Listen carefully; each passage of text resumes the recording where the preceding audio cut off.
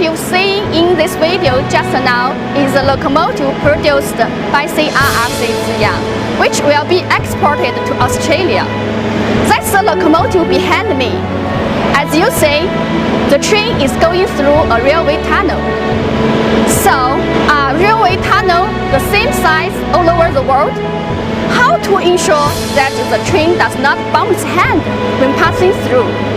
Let's go to the workshop to find out. In the workshop, this is a clearance test equipment. It's used to test whether the train could pass through the tunnel. So, what's the principle of clearance device simulating the tunnel?